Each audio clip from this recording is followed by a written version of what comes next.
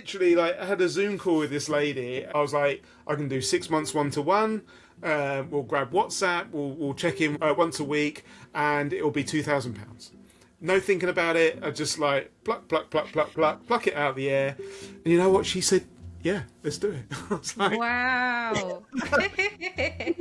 I'm on my coaching group as a Shifts to Success going, I've just signed a client up. Anyone got any T's and C's? How do I take payment? What do I do? Sort of thing. Wow.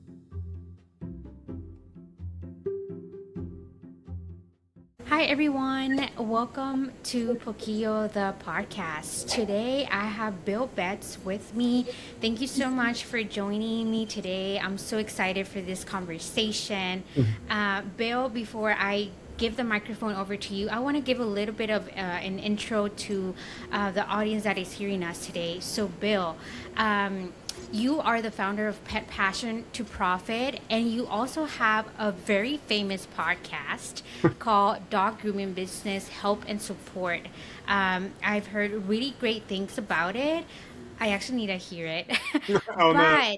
But yeah, but then in the Fearless group, like even non-pet groomers like listen to it, so that's how good it is. Oh wow, didn't know that. Yeah. And then something that I found very interesting is that you were a police officer for about 20 years or so, and then you transitioned to helping your wife Emma with her pet grooming business. But then after that, you decided to transition to coaching for pet groomers. It's a very interesting space, and I'm just more excited to hear from your perspective. What have you been up to this last couple of years? Yeah, so it's been a wild ride the last sort of 5 years where I've been in the coaching space and being working for myself. So I suppose growing up, I must have said something when I was at school. I must have said I wanted to be a police officer because I remember.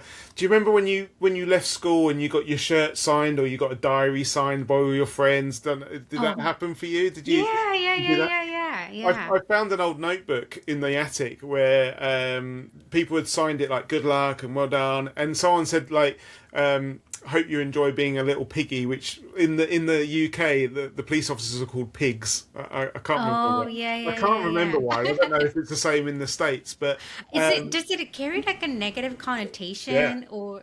Okay, yeah, Yeah, yeah. So, okay. it's not a nice term for police officers being called a pig, and I can't remember why it's a nickname for them. But anyway, in the diary it said "Good luck, little piggy" or something like that, which must have meant that at around age 18, 19, I must have said to people I want to be a police officer. And I remember I got a job in an insurance firm, and I was on the seventh floor of the office block, and I could see over the town. And I could see the blue lights racing around the town, and I was just thinking, I want to be out there. I want to go and do that. And I got made redundant, so I got laid off from my job in insurance just as I was applying for the police. So, and Oh. then I probably would describe myself as a bit of a different person. Then I was like up for this 30-year career, got a pension at the end of it, settled down, couldn't get laid off, couldn't be made redundant. So I was like, I thought I was set for life. Money wise, my mindset wasn't great. I wasn't great with money. I met my wife Emma also when we were at school, and she went down the route of being a veterinary nurse or a veterinary technician, probably in the Oh. States. So that was us. We were set. We were set up. She had her career. I had my career. Um, that was 2003. That happened. Mhm. 2005. Emma had enough of being in the veterinary industry for one reason or another. I don't know what it's like in the States, but over here the nurses aren't very well regarded Mhm. at times, and they do their qualifications, but they're still ending up emptying the kennels and stuff like that. And she I said, guess "I'm not." there's some things that don't change regardless of what country you are Yeah, in. yeah. And I remember she came home one day and said, "I want to retrain. I'm going to be a pet groomer." And I was like, was this 2005? Yeah. And I was like, well, what's one of them sort of thing? We had a scruffy little mutt of a dog, but we didn't take it to a pet groomer. But so my occupation in the police allowed her to leave her job, retrain as a pet groomer, and she set up her business, which was called A to Z Animal Care. And it just took off. It got really, really busy. And so, like, we scaled, we got a salon, we got staff, We had to go VAT registered, so extra taxes and stuff like that. And it just became a real beast of a business. And Emma had the help of her dad. But just after our second son, Josh, was born, so this was about 2014, I suppose, her dad was like, I've had enough of this. I don't want to do this anymore. And I said to Emma, don't worry, we can do it together. So I was still in the police. I was on the obviously in the States, all the police officers are armed. But we're not in the UK. But I'd actually made it and progressed onto the firearms unit. So I suppose I was like UK SWAT. I can't believe I'm saying that, UK SWAT.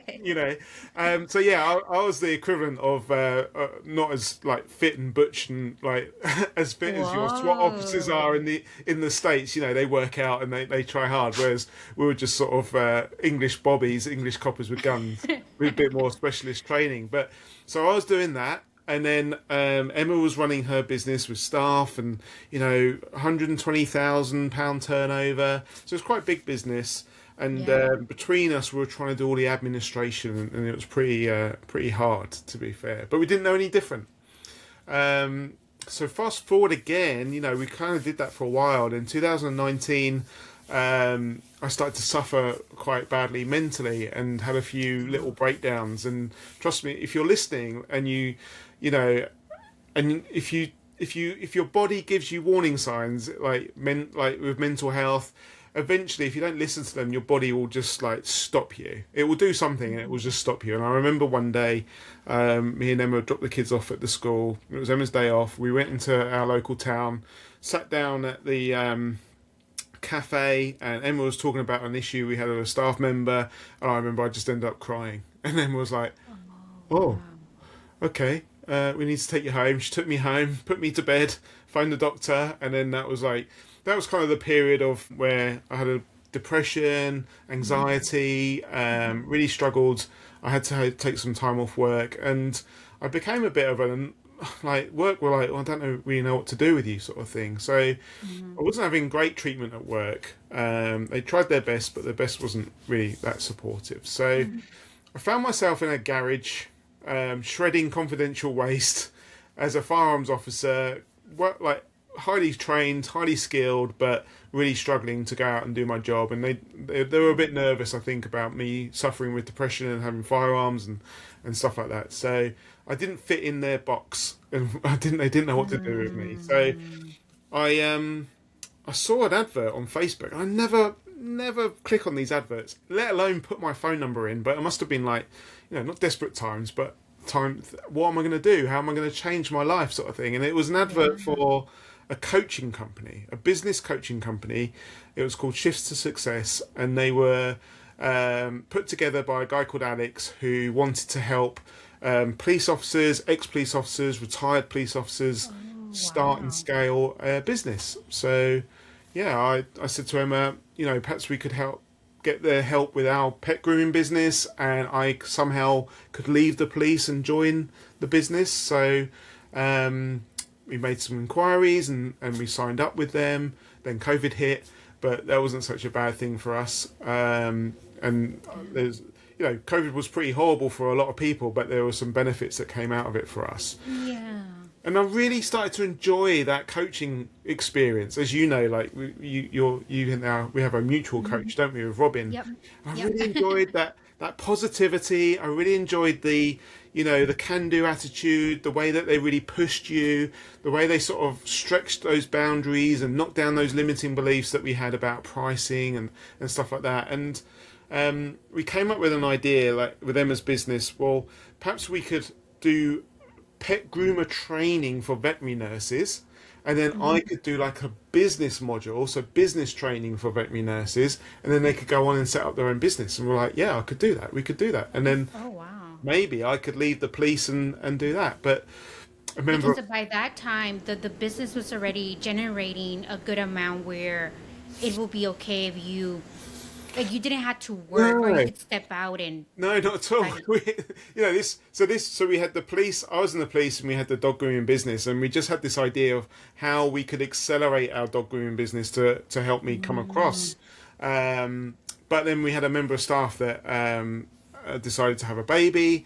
So Emma was like, well, I'm not going to do the teaching and run the business. So, and I remember it was December 2020, the 28th of December, I think it was, around then. I just said, right, well, if I can't help A to Z Animal Care, our grooming business, train people and implement business training for them, why don't I just do it for the wider community? Why don't I just go out there and do it for pet groomers? And on Yeah, the yeah, yeah. on the, I don't know where like this courage just came from.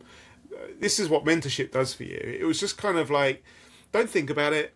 I didn't do any research. I didn't go, oh, are there other business coaches out there for pet groomers? Are there any other Facebook groups out there for pet groomers? Because there are, and it's the same in every industry. There's always someone out there doing it. So, but I didn't put myself off for doing that. I just went for it. 28th of That was December. honestly, that's been one of my questions in the back of my Yeah. mind, because I've noticed, at least personally, the smarter I get, like the more knowledge I have, sometimes that makes me have more fear of doing something. And then Yeah. when I see you, it's like you had, quote unquote, no pet grooming, no business coaching experience, yet you decided to go for it. Mm. You never thought of like, but I don't have a certification, or I don't have, you just decided to go for it. But you're saying that mentorship, like being around positive people, that helped you. Yeah, it's like what you said. If you read a book, yeah, which I haven't read, you've got more knowledge than I have. Yeah. If you read the book and I read the book, you'll have a different interpretation to what I have, and we can both put that interpretation over. And that's True. kind of what coaching is. You know, so we had 20, well, not 22 years then, but we had 15 years of running a pet grooming business. I lived with Emma and I helped Emma. So I kind of knew the pitfalls and the barriers and where people fell over and where people struggled. So I thought, well, I can pass that on. So yeah, 28th of December, I started a Facebook group, Dog Grooming Business Help and Support. And then I started contacting pet groomers on Instagram, on Facebook, saying, I've got this Facebook group here to help you with your business. Would you like to join it? And people just came and came and came and came in. It was amazing. And then a big shout out to a lady called Kirsty, who was also on Shifts to Success at the time, and she was doing copywriting. And she was on a local business Facebook page, and she saw a lady. This was January. She saw a lady in there saying, I'm a pet groomer. I'm struggling with my business. Do you know anyone that could help me? And she screenshotted it and sent me the message. Said to the lady, I'll get my friend to contact you. And again, stepping outside of this is not me. This is not what I Yeah, yeah, wouldn't yeah, cold yeah. call people. I wouldn't normally do this in my life. But, again, the mentorship is like, you've got to get out there. You've got to speak to people. I just messaged her and said, hi, I'm offering business help and support. I could perhaps help with you and work with you. And she was like, yeah, let's do it. And I said, let's grab a call. Wow. And I literally, I had a Zoom call with this lady. And again, I don't know if this is advisable or not, but I was like, I can do 6 months one-to-one. We'll grab WhatsApp. We'll check in once a month, once a week, and it'll be £2,000. No thinking about it. I just pluck, pluck, pluck, pluck, pluck, pluck it out of the air. But obviously at the time I was still in the police, so I still had a bit of, I still had some security behind me. It wasn't just cold turkey. I'd left the police and I could just had to worry about it. And you know what? She said, yeah, let's do it. I was like, Wow. I'm on my coaching group that says Shifts to Success going, I've just signed a client up. Anyone got any T's and C's? How do I take payment? What do I do? Sort of thing. Wow. So it's that what we always used to say in policing. You'd be like a swan. So swans like on the surface on the water, they're all like graceful and know what they're doing, and underneath they're paddling like they're paddling like anyone trying to get to where they want to be. So you know what? And I don't know if that lady to this day actually knows that I was still in the police then. But yeah, 6 months, Wow. 6 months of business coaching, signed up, and I was just like, this has got legs. This we could do this. And then yeah, so that was January. I got my first client, and then I started advertising it. I did a few webinars, free Zoom calls for dog groomers, getting my name out there. I did some trade shows, and by March 2021, I was so fed up with work, the police side of things. I went to a briefing. I was actually quite rude to some of my management, and I came out of that, and I phoned my mentor Alex and just said, I've got to get out. I'm done. I can't do this any longer. Can't do this any longer. I phoned Emma and said the same, and Emma was like, "Let's get you out then." And so Wow. March 2021, resigned, resigned from the police Wow. and went full time in my coaching business. And that was the start of a new era for you. Yeah, 5 years. I mean, that it's just it's incredible how quickly it's gone and how much it's grown. How much it's grown. Yeah. Yeah. And do you, that's because I noticed in everything that you do, you're very, what's the word? Like you just go for it. Mm. You don't, I feel like you don't even think twice. You're like, okay, I want to do this. I'm just going to go. Do you attribute that skill to like being in the police, or is that just how you are? Yeah, I think you might be right there. I remember when I was in the when I was doing my police training, the trainers would. I used to have a nickname called Rhino, so I think that kind of told you that I would perhaps rush into things, and maybe just like get stuck in. Another trainer said that I was very abrupt. I was like, no, I'm not, you know, but yeah, I think there's pros and cons. I think in business you have to have a real balance, and maybe I don't have the balance quite right at the moment. But you're right, and I think there's some people who will be out there, and you can get distracted by the next shiny penny, the next shiny thing, can't you? A bit like what I've done today. I've started looking at another website to build and stuff like that. And I have to rein myself in, and I think as entrepreneurs, starting to learn what an entrepreneur is and what they do, and understanding that I've got that kind of that brain, and wakening that, and I think mentorship has kind of woken up that brain, and I think there's elements of the police service that have helped me as well. So when I was in the police, we used to work a lot with intelligence. Go out and speak to people and gather intel and find out who was hanging around with who and who was seeing who and what addresses were at.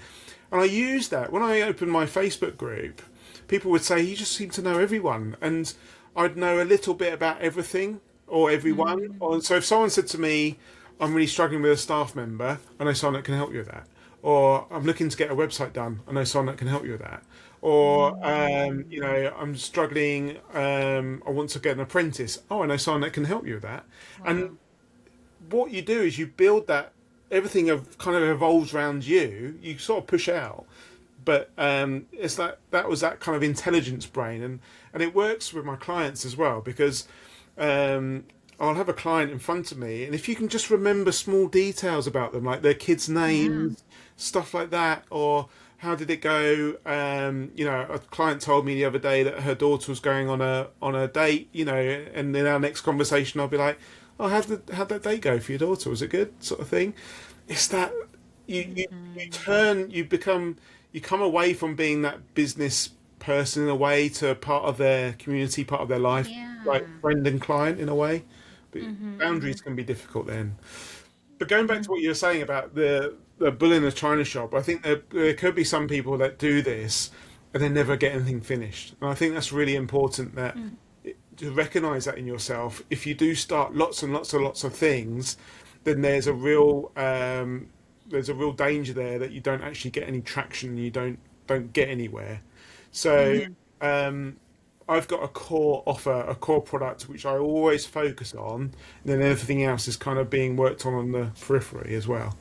So Yeah. And I think honestly, looking back at myself last year before joining Fearless, I feel that I was more on the other spectrum where I didn't want to try anything because I would just sit down and analyze pros and cons of everything. And mm, I'm still trying to work on that. I think I'm much better now, but that stopped me from taking action, doing anything, like even for this podcast.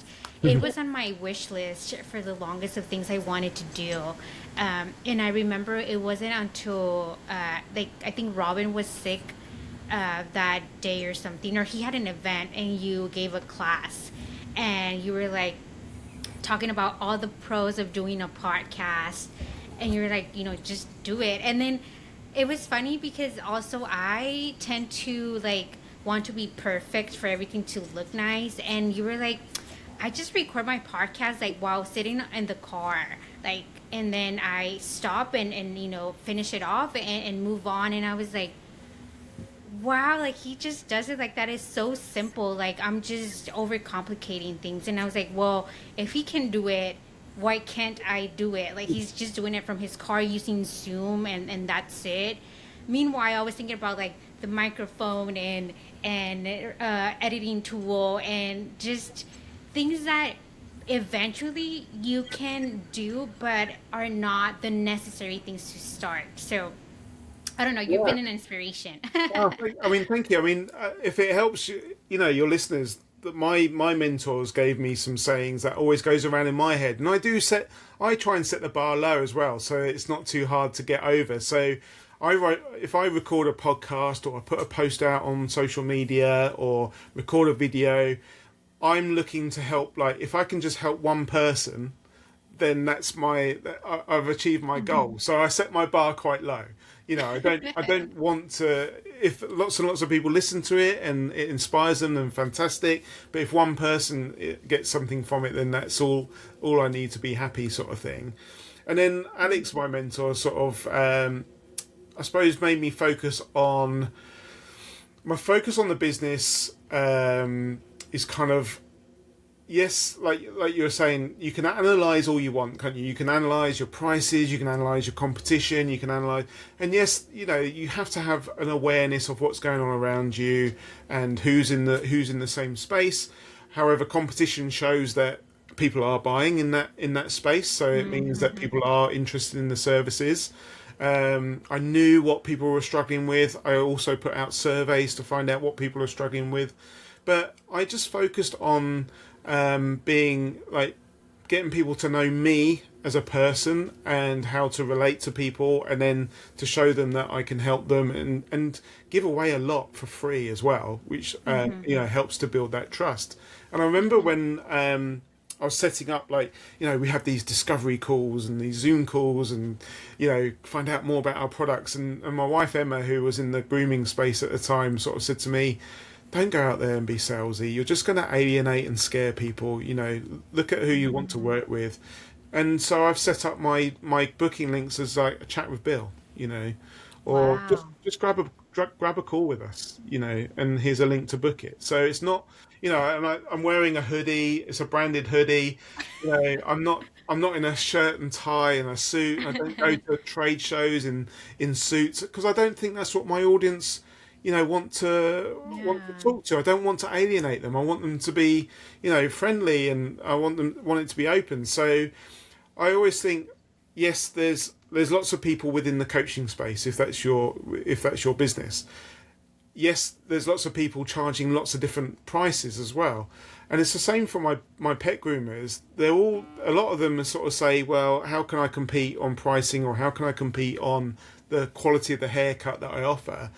And the answer is the same for all of these businesses. It's not always about the product that you offer. People buy into people, and it's about, Yeah. I say, kill them with customer service, kill them with kindness. Wow. Be useful, be helpful, give away information for them. And I'm doing a course at the moment. It's like a little YouTube course with a guy called Jason Greystone, and he basically sort of saying, look, information, ChatGPT, information is like worthless now. You can go to the internet and you can learn. You could learn what I teach from the internet, from ChatGPT. You can learn it all. It's all out Wow. there. Information is worthless.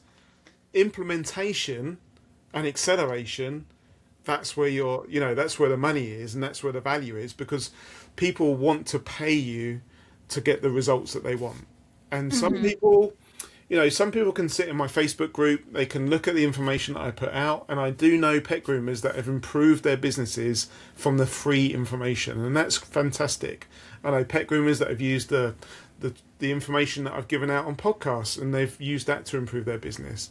but I don't need to work with everyone. I only need to work with a few people to help them get their results, to pay my bills and make the money that I want. So yeah, give is sort And of I like. remember that was one of the questions that I asked at one point in time last year too, was like, well, but if you do like a YouTube channel or a podcast, like how am I gonna continue to share stuff without like they're not gonna need me? And I think Robin loves your motto of just give, give, give. Like you can just give away everything. Like, and I think that's what makes you human and approachable, because you're just giving away free value.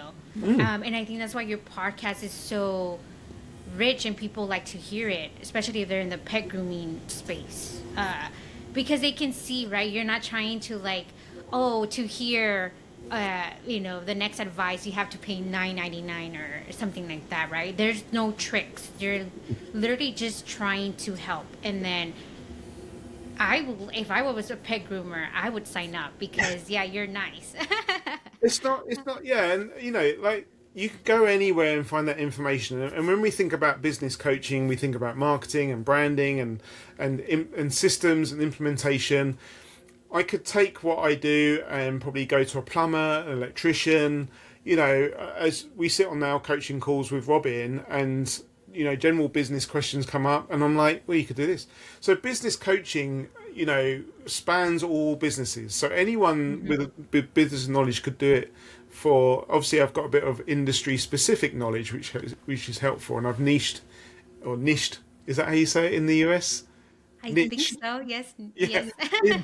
into the pet grooming industry, because I've got some industry knowledge through my wife, and she's now helping me. But the general information business is available to anyone, but it's the person, isn't it, that people are buying into. And the next part of that, and I put a post out this morning saying, like, when you invest in a mentor, you're not just getting them and their support, but you're then opening up their network as well, the network of people that they know. So, and that's really powerful. So if we think about my mentor, Alex Siri at Shifts to Success, he's kind of like in the middle. And then I met Robin from him, and then I met Jason Greystone from him. From Jason Greystone, I met Fanny Snaith, who's a money coach, and you start seeing that network, and you start opening up, and you start to learn from these people as well, So it's so powerful having all these people around you, sort of, and learning from them.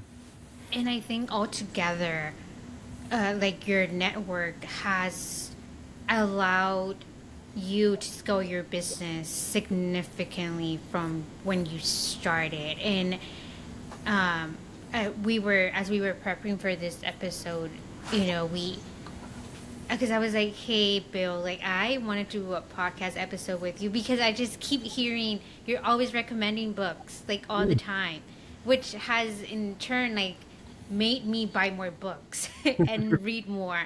But I noticed that was kind of interesting behavior, because you always have a book for any situation, like read this book or hear this.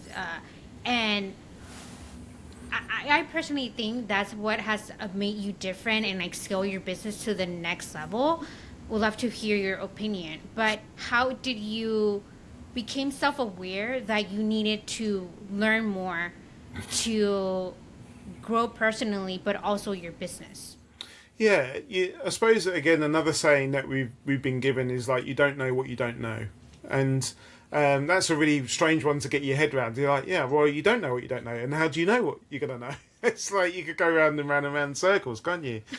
So I suppose being that nosy police officer, investigative sort of mind, looking at that intel gatherer, I sat.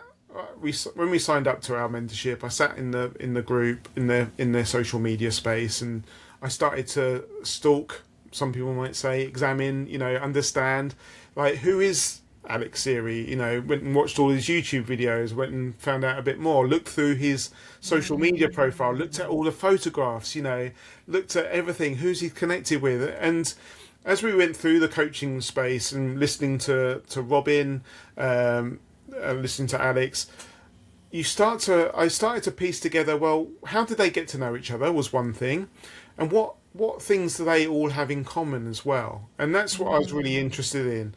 And when we signed up to Shift Success, the first thing that they sent us as a welcome pack was Yeah. books.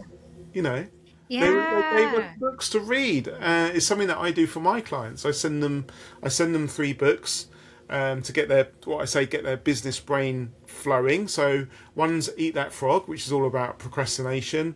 Take Your Shot by Robin Waite, which is about like business and pricing, and then another one's called Beyond the Feed, which is about social media with Zoe Kahns. And that was like the first things. And of course, we were in lockdown as we signed up for our mentorship. So the books arrived. We were in this garden. It was nice and sunny in that March. So I had time to read. And you know what? Reading, I suddenly came to realise I'd given up reading when I left school at 18. And you kind Yeah. of like, I suppose, beaten up a bit at school about you must read and stuff like that. And obviously we read to the kids. But it was just like, oh my god, it's all this information, and it's something that I always say. If there's one thing I wish I'd done more of, is to read, because I felt I was very institutionalized within the police service, you know, and I didn't really know or understand the outside world. Whereas when you start to read books, it's just like, Yeah. you know, it just really starts to open. And I suppose the other thing that I do is I try and read books that are recommended by our mentors, because what I haven't done in the last 5 years is kind of strayed away too much from the people that I look up to and the people that have helped me with my business, because I don't want to start getting really mixed messages. You True. know, what they teach me works, so I'll just sort of stay in my lane and focus on.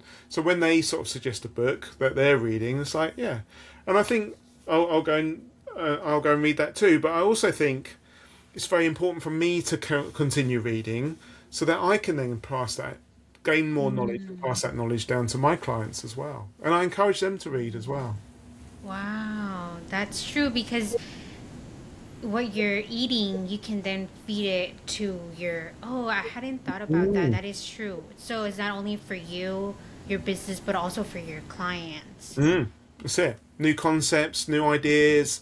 You know, so 3 years ago, so I run my business program, and I also believe that it's not the Bill Betts show. You know, we've got my wife on board now, so she helps my clients. But I've also got associate coaches as well. So Robin helps with pricing, and a lady called Fanny Snaith, she helps with money mindset.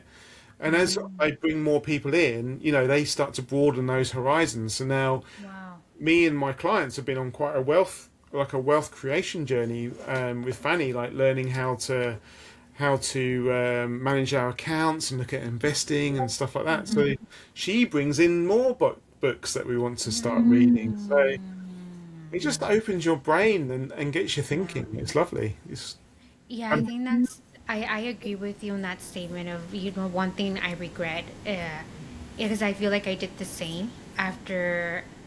I used to read very heavily when I was in high school and middle school, like, series of like fiction books. And then once I went to college, I kind of just forgot. And then I literally thought because I finished school, I was smart enough and I didn't need to like read anything anymore.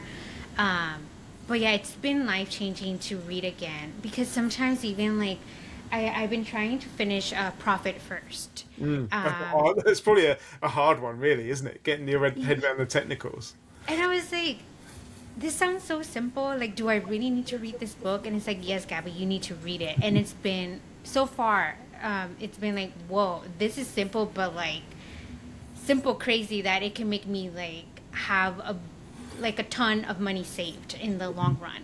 Or I'm also reading Blue Ocean Strategy, and I'm like, why do I need to read that? It's like Blue Ocean and Red Ocean. I know like the overall concept, but it's like it's so insightful once you step out and read it. And I think even besides books, if you do like YouTube videos or articles, depending on your style, there's just so much information out there that can be helpful to you to like always have your brain thinking.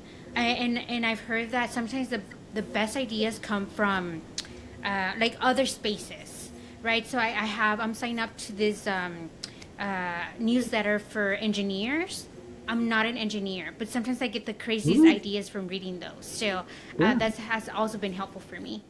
I mean, look at today. So we were both on a coaching call today, weren't we, with Robin? And then Robin's introduced us to some software. And before today, I was thinking, well, how can I do what I want to do? I've come onto this call with Robin, and he's now showing me the answer. And that, like you said, you just take it from. I take a lot of my leadership. I help my clients with leadership when they employ people, and I help my clients with mindset.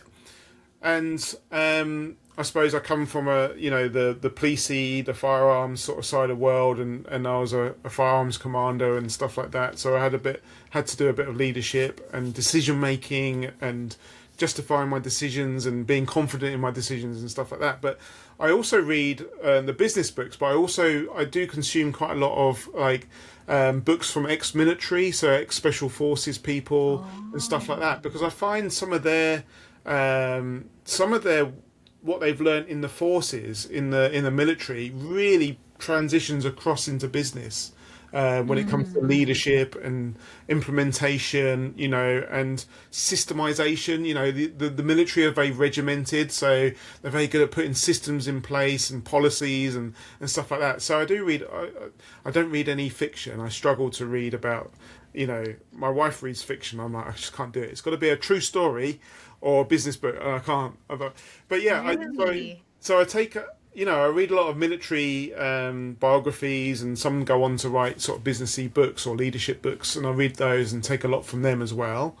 So yeah, so like you said, you can draw stuff from lots of different places, and I suppose I've had people that have gone through mentorship, and they've been quite rigid with what they've done around what they're being told by their mentors, and I always sort of said, well, okay, maybe I was told the gold standard way, but I took that on board and then just sort of created my own way around it. So I was a bit more flexible, and maybe that's what's helped me to scale a bit quicker. I don't know, but pricing wise, I priced my services on the lower side so that I could gain customers, I could gain results for them, I could gain their testimonials and case studies, and then that helped me get more customers, and then I could then start to increase the prices. Whereas I know people that have gone out there at a higher price and struggled to sell because maybe they didn't have all of their structure behind them, or the testimonials and the social proof and stuff. Yeah, I think that's been kind of because my dad, when he started his business, that's kind of what happened as well. He started,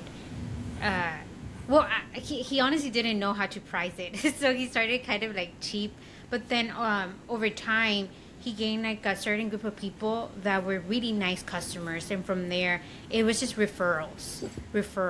And there was a point where he was like, I'm full, I can't take more clients. So then he started referring those to other people he knew within, like, I guess, competition. So competition, as you said, is not always bad. You can become, I'm not sure if the word is friends, but you can have a relationship with them where you help them, right? Yeah. There's space for everyone. And I've got a story about this actually. There's not a lot of people that do what I do in the space that I'm in, so I am fortunate about that. But there are people out there. So what I did and what I've done is I've used my podcast for good, and so there's a lady in the US called River Lee, and she is a business coach for pet groomers. And so I found that out. I reached out to her. I said hello and said, here I am. And she's like, fantastic, you're here. It's great to see someone else doing it. And I was like, should we do a podcast together? And she was like, hell yeah, let's do it. Wow. And then she came over to England, and I met her for the day, and we went and had lunch, and I showed her and her son around one of the local towns, and hopefully one day maybe I'll get to go out and see her. But she's come in and helped my clients as well. She's done some coaching with my clients, because again, I don't believe it's the Bill Betts show. I don't have the answer for everything. And River came in and did a session with my clients, and she was talking about pricing and how to price different sized dogs. And what she taught us was incredible. So collaboration rather than competition, I think, is probably the buzzword. Reach out to Yeah. the people. Not everyone's going to be open arms about it. And I did a talk at a show in November, and there was a lady there that runs a very similar space to me, and I was like, I'm not going to be like offish or anything. So I went and sat next to her, and we were just chatting. It's like you said, there's so much out there. There's enough people out there, and it's really good for you to learn from each other. And if I've got someone that perhaps isn't a right fit for my program, they can go and try this other lady's program, and vice versa. It's not competition. It shouldn't worry you. Competition means that there's enough that people are buying those services, and that there's a demand for those services. That's how it was positioned. That's how I think of it. That's definitely a mindset thing that uh, recently the books that I've been reading. So I'm reading Brand Against the Machine. That's the latest book I'm reading too, and talks about that as well. And I was like, you know what? I think I'm not sure if I learned this in business school somehow, but I always feel like competition is like, oh, the bad guys, and I'm trying to change that right now. Yeah, So there's always there are days. So like for example, River's been on a world. She's taken a year out and she's been on a world cruise, so it's been like fantastic. But then she's like come back with her new podcast, and I'm like, she's putting out episodes again. There's always going to be a part of our human psyche where we're going to worry. We have a negative bias. But then I have to remember, no, River's a great person, and we get on really well, and we've got clients everywhere. So and I've even pushed people in her direction, and hopefully vice versa. So I think it's just catching those thoughts, isn't it, and going, right, stop. It's nothing to worry about. You're fine. People will come and use your services if you still go out and do great things for them. yeah, and I mean, it goes back just the way that you're speaking. It really talks about your values and how you think. And again, I think as you said, people buy do business with people. So yeah, it goes a long way. I do really appreciate like having an example like that. And like so far, what I've been hearing from you is being surrounded by great people, reading, which kind of ties back to I guess the overall umbrella of self development can take you to that next step of where you need to go. And I think that yeah, since joining Fearless last year, it has been life changing to me because it's like kind of a ripple effect of things you need to do to be successful, like instead of just being alone by yourself. Yeah, and this, so that the YouTube course that I'm doing came off the back of going to a planning day just before Christmas. Again, stepping outside of your comfort zone, going into a room of strangers, not really knowing anyone apart from knowing the speaker, and you have to take a deep breath, and you have to like put your suit of armor on sometimes, don't you? But it's that planning day then allowed me to meet new people, introduce me to new courses. That new course, who knows where that might take me, and that might be my start of being a YouTuber. Who knows? But you won't get there unless you start stepping outside of that comfort zone and start pushing yourself to meet people. And I remember I was introduced to an imposter syndrome coach called Tara Halliday, and I had obviously wanted to start my podcast. A lot of my target audience, pet groomers, suffer with imposter or feel like they've got imposter syndrome. So I was like, I need to Yeah. record a podcast. I don't know much about it, but I've listened to her speak and I've heard her on a podcast herself, and I was like, I need her on. I need her to come and speak. And I was so scared, of sending her a message. And I closed my eyes and I pressed the send button. And she read it within like a couple of minutes and just replied, went, I'd love to, Bill. Thank you for the invite. It'd be great. And I just Wow. like, all that worry that we put ourselves through. Right. For what Yeah. reason?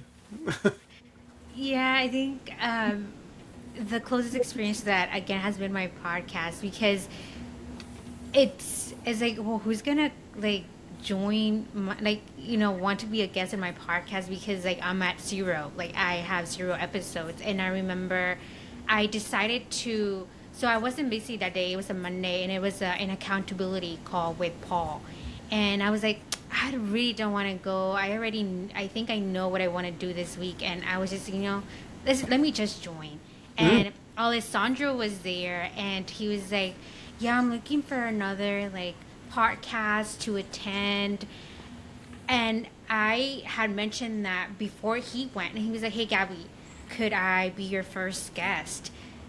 And I could not believe it. I was like, there's people that are willing to join my podcast, even though I don't have, like, I have zero episodes. It was like shocking. Like, and Yeah. it's just me overthinking in my head. And now I'm at episode 7 with yours. Excellent. So I'm like, wow, like I passed the 5 like episode number. Like it's been crazy. Like you need to start somewhere. Yeah, definitely. You need to start somewhere. I had someone say to me, like, I listened to your podcast the other day, and I've just got to say, it's so much better now than it was 4 years ago. I was like, ouch. But you gotta progress, haven't you? You gotta like improve, and each time you do it, you improve. And there's times when I do the intro and I go, oh, I really fluffed that up, but I don't really do any editing. I just send it. It's me, and that's what you want to. I suppose that's what I want people to listen to me, and not, I don't want something that's highly edited and highly produced. And I don't put any makeup on. I look a bit dishevelled today actually because it's been raining. I have washed, but it's me. And if you don't like that, that's not a problem because there's plenty of other people that do like that, and that's fine. Yeah. It's just being in your own lane, running your own race, and attracting the people that like you, because there are people out there that don't like me. And Mm-hmm. again, that's something you. Yeah. I suppose it's something when you're in business and you're podcasting and you're in a public space on Facebook groups and stuff like that. I think you do have to develop a little bit of a, I don't know, a tough skin or Mm-hmm. mindset, because you are going to get people that don't agree with what you do. They don't. There's people out there that think it's disgusting that people make money out of pet grooming because it's pets and they should be caring for pets. Well, I've got a different spin on it in the fact Mm-hmm. that the more you charge, the less pets that you have to groom, and then so you can spend more time with that pet. But it's like banging your head against the wall sometimes with some people. So you just gotta say they're not a fan. They don't understand where I'm coming from. Maybe I don't understand where they're coming from. So we just part company and we don't talk to each other. Don't have to do it. I think I was reading a post from Layla Hormozi, and she was saying how when she started her YouTube channel, there was someone who, regardless of what she posted, they would always like make like bad comments. And she was like, she just developed thick skin. She had to endure that for like 3 months before it went away. And I was like, wow, like I probably would have like stopped posting, but she just kept on going. Yeah, And bore them it's out. Yeah. and reading this book, it mentions that as well. You're always gonna have people that hate you. They just don't like you, regardless of what you do. And then there's people that are always gonna love you, regardless of what you do. I mean, within boundaries, right? And then you have people that they're kind of just in the middle. So it's like, okay, like you just need to accept that. There's always gonna be some people that are not gonna like you, and move on. That's it. And I kind of call it push pull marketing in a way, and it's again something that our mentors have said to us. You need to have those people that don't like you, so you can start to understand who your ideal client is, who your demographic is. So, you can put. I don't go out of my way to put controversial stuff out on social media. That's very tiresome. And I remember I used to work with people that would come in the office and just say stuff to wind people up because they enjoyed it. I don't go out of my way to just put controversial statements out on social media to poke people and enjoy the backlash.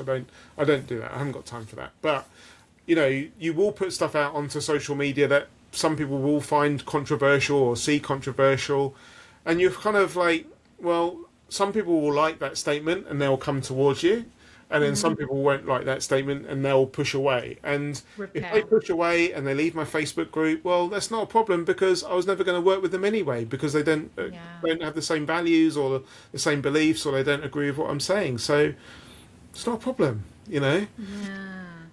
And if That's very true. obviously I am an admin on my Facebook group, so if someone upsets me, then they're gone.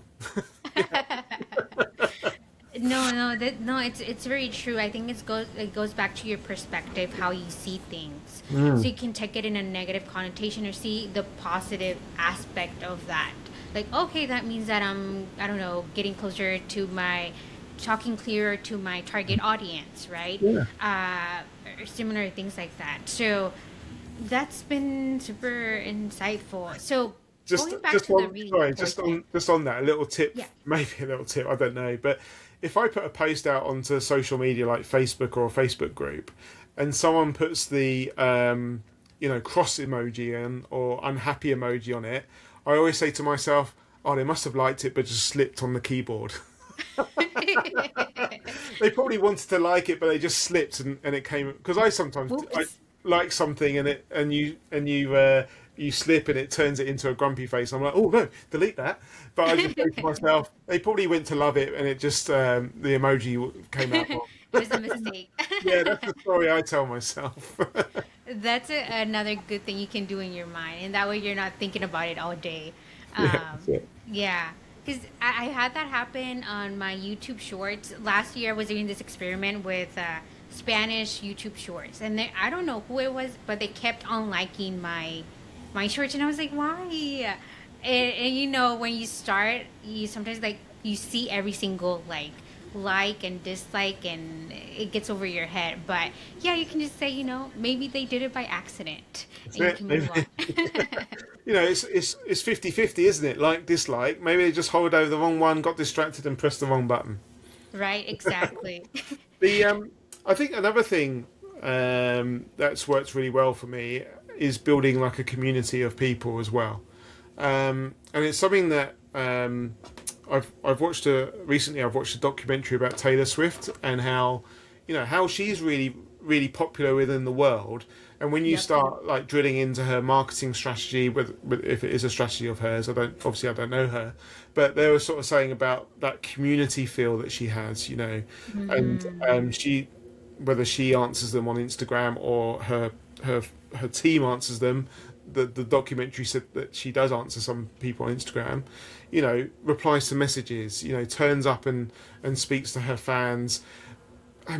She makes her fans feel included in her, mm, billions of them, but she makes them feel included and part of her sort of family and her community. And that's what yeah. I've tried to do with my business. Build a community of from the outside that I serve with free stuff, and then a smaller inner community of clients who you then help to improve their lives. That's the main thing. That's the most important thing with business. Help Hmm. to make them more money or improve their lives or their mindset or their systems, whatever business we're doing. But then they become your biggest fans and they go out and push your community as well. Wow. Yeah, so last week I made the question of like, how do I have more control of my personal brand, right? Like, and I do think a big part of it that I notice across the board from people that I admire is the community aspect. But I feel like I'm still trying to decipher. But how do you make it a welcoming community? Like, maybe this is again probably just me like thinking in my head. I just need to probably take action. But I think in your example, you've made it pretty simple where it's like I just create a Facebook group for people to come together that are pet groomers. Hmm. They're in the similar space, and Hmm. then create conversation and Oh, yeah. interact with Answer them. their questions. That's it. Yeah, I think already you're building your personal brand with your podcast because they're getting to hear your voice and they're starting to understand how you think and how your values and what you talk about. So that's part of it. But things again, it sort of turns back to that a little bit of that Intel system that I had. So building that community, learning about them, learning a little bit about them, just enough to make them feel like, oh yeah, you do listen. Mm. I'll maybe, to start with, I was spending a lot of time on social media and being nosy, researching, or if I see someone struggling with a problem in the Facebook group, I'll message them directly and see if I can help them, or send them a link to a book or a podcast, or something like that, or grab a 20-minute Zoom call with them, you know. And the funny thing is like when you start doing stuff like that, there's people out there that recommend me. And I had this just before Christmas. A lady came to me and said, "I'm a pet groomer. I help other pet groomers with like their haircuts, and quite often they ask me about business as well. And I always recommend you, but then she said, I realised I've never met you. I've never spoken to you. I've never used your services. So I thought I'd come and say hello and book an appointment with you." And I was like, "Yeah, that makes sense." Wow. We're now working on a one-to-one basis, but it's incredible seeing people out there recommending my services that I've never spoken to them or worked with them, but they're still saying, "Oh, go and speak to Will Betts, or go and sign up to his business program." I find that really curious as to why they do that. But again, that's that power of they're listening to me on their podcast, they're watching me on the social media, they're seeing the results. It reminds me of 7-Eleven 4, Yeah, right? that's it. Yeah. Yeah, Yeah. yeah. You just Seven need to hours put of it out content. there. 7 hours of content. And it feels like a lot, but when you've got a podcast, that goes really quickly, doesn't it? Yeah, yeah. We have an hour here. Yeah. Yeah. Wow, no, this has been super insightful, Bill. And personally, for me, I've gained a lot because I think your superpower is also you simplify things. Um, and I need to work on that. Okay, Facebook group, uh, reading, having good mentors and people Mm, around you. I think those are the top three things that I gained from this conversation. yeah. And doing action, like, just messy action. I think that's the phrase that Paul uses all the time, Yeah. In, because you yeah. don't want to keep it in your head. No, that's it. Imperfect action beats perfect inaction. Again, another saying that our mentor's given us, and I think about it all the time. And a bit like the podcast, a bit like what we were saying when you're developing your podcast. It doesn't have to be edited, polished. There's obviously some basics that you want to get right, but just get it out there. That's the most important thing, isn't it? Get people listening, and then you can always improve. Improve. Always improve. And I think, just to add to that list, that niche or the niche, depending on which country you're in, and listening to it. So I think it's niche, isn't it, in the US? Uh, finding that space where people have got a problem, they've got something that they need help with, and having those particular people that you're focusing on really helps you to find them, and connect with them. Yeah, yeah, no. It has. I have a lot to think about now, and I once I go and add a little intro to this podcast, I'm gonna love to just hear everything again because I feel like I'm gonna be taking notes Mm. from all the insights you've given. And is there a book that you want our audience to leave with for today's? It can be an audiobook. I think you love audiobooks more than read. Yeah, I was going to say like audiobooks. I find I find really interesting when they're read by the author, because I think when they're read by the author, you get a bit more from them because you get all of their pace, their tonality, their the way that they phrase things or the emphasis they put on words. I think you get a lot from that. So recently, now obviously our mentor, the mentor we share together, Take Your Shot. I've probably read that 12 times, and it's always my go-to if I'm feeling a little bit down in the tooth about business or a bit unmotivated. It is a quick read, and I've also got it on Audible, so I listened to it the other day when I was traveling. I didn't know Robin read it himself. Yeah, and he does voices as well, so he puts on little voices for his characters. So Take Your Shot by Robin Waite was I probably think I have one a that copy. Let me go grab it real quick. yeah, one that stuck out for me. Here. That's it. Take Your Shot. Go onto his website. I'm sure you can, or buy it from Amazon, or go onto his website and request it. I think it was a business book that was very simply laid out. It's not businessy. It's a story, and it's things that you can relate to in your own life as well. So that's always my kind of go to if I'm feeling a little bit about business to give me my fire in my belly. The one I listened to before Christmas, thinking about vision and goals, and again another bit of a kick up the arse in a way, was Arnold Schwarzenegger's book, Be Useful. And I never really knew that he's a kind of a mentor, and I remember watching, he's done a series on Netflix, I think, and I watched that and I found that quite interesting. But Oh. his book is, for me, is very motivational, like the vision that he had as a young person. And I'm very much into vision boards and sort of looking at what we want to achieve, and how he implemented that vision. He didn't settle for like, his dad was a police officer and he was like, no, not going to do that, I'm going to move to America, and that's all he thought about, and he made it happen. He became became a governor in California. Yes. And then also how he dealt with crises and dealt with politicians, and the way that he talks about the book on the Audible version is fantastic as well. So some great motivation. If you're thinking about money, something that I'm starting to get my head around is The Psychology of Money. I think my camera's on reverse, but Psychology of Money by Morgan Housel. Again, that's really opened up my mind to wealth creation rather than being rich. And I find there's a real difference in that.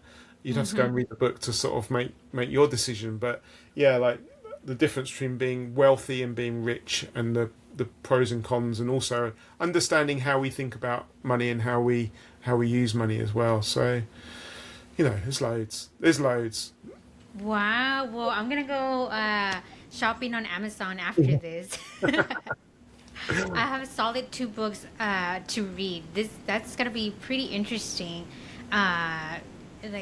Money, always a topic you want to know more about, and then the other one about, I didn't know a lot about Arnold, like that he had a book, so I'm gonna Yeah. go read that as well. It's called Be Useful. Be useful. Be Okay, useful. make Yeah. a note of that. I did. Wow. I did write to. I emailed. Well, I think I emailed Arnie's team or to see if he'd come on the podcast. That was probably about 12 months ago, and I've not heard anything. What about trying LinkedIn?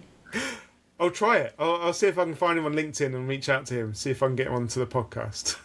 Yes, that would be cool. Or you can, yeah, we can make like a guerrilla campaign where everyone asks him, like, or something. I don't know. Yeah. Reply to Bill's email. Yes. Wow, that's super cool. Like, you're taking your shot. It you Yeah, might that's not it. respond, but at least you tried it. Yeah, and I think don't get me wrong. I do take a lot of action, and my wife will tell you that I'm a little bit disorganized. She's just joined the business, and she's now trying to unpick my brain and try and put systems around it. So I think it's important, if the people who are listening are in business, I think it's important that we highlight the taking the action. Don't get too distracted by shiny things like new systems, and get together your core offer, implement your core offer.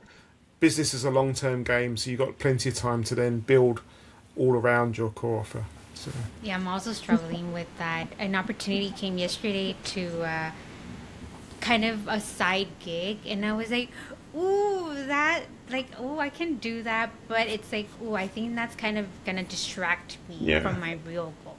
So Yeah. I think I need to say no to that. So you have a good point there. yeah, you got to. My core offer is what pays my bills. It brings the money in, and then that money, once you get on top of that money and understand that money, and use that money wisely, you can then you can then start looking at, like Robin teaches us, you can start looking at the different aspects of your business and going down some little rabbit holes. But another top tip again is like outsourcing as well. So outsource as quickly as you possibly can for things that you don't want to do. Yeah, a VA, right? You have a VA that helps. incredible VA. He lives in South Africa, so I'm in the UK. They're about an hour. They're an hour ahead of Oh, us. that's So not bad. yeah, we met them on Zoom yesterday for just a catch up, just to see if there's anything that they can like anything that we're missing or they're missing. We're looking about doing a house swap holiday, maybe. You know, they come to the UK and we go to the South Africa and Oh, live in each that's other's cool. houses. But again, you know, when you link in with these people, you open up to their networks as well and their knowledge. You know, and Mm-hmm. Monia, my VA, who runs the VA services, you know, yesterday I was treating her like a bit of a mentor to me. It's like, well, you've been in business, Monia, for a lot longer than I have. Like, what am I missing? You know, what am I missing? And she's like, well, you could do some more. You could get more feedback from your clients about the services that you offer to see if there's any improvements. We do this once a quarter with other companies that we Oh, work with, and I'm like, bring it on, let's do it, sort of thing. So yeah, it's just like open-minded and always learning from other people. But yeah, you can always learn from anyone. yeah, but taking action is the sort of main driver, isn't it? The top one. Yeah, I've been trying to yeah do more action because I think that's where I was struggling. Yeah. For the audience that are hearing us and they want to connect with you, where do you recommend for them to go and look you up? Well, I'm probably the biggest on Facebook, so it's just Bill Betts, and you'll see my profile picture. Someone friend requested me the other day because they said it would look nice and smiley, and that we had a friend in common, so that was good. I am everywhere on LinkedIn, Facebook. If they are pet groomer or they know pet groomers, then the Facebook group is Dog Grooming Business Help and Support. The podcast is Dog Grooming Business Help and Support, and we don't just talk about cutting dogs' nails. There's a lot of business talk on there, and I get a lot of people coming in talk about marketing and branding and copywriting and websites and AI searches. You know, I wanted my pet grooming community to realize that they were good enough as business owners to work with the you know the Broader. they were good enough for websites and they were good enough for having copywriters and like good branding and professional headshots and stuff like that. So Super yeah, cool. yeah, Yeah, no, this is great. I'll also put the links down in the description so you can just click on it and navigate to that page. But Bill, thank you so much for today's conversation. It's you're been welcome. enlightening for me. Thank you for your time. I really appreciate it. And maybe we can do a second round sometime soon. Yeah, no problems. Perhaps catch up in 6 to 12 months' time and see where we're at. Perfect. Thank you so much. And we look forward to the next episode. Excellent. Thanks for having me on. Take care.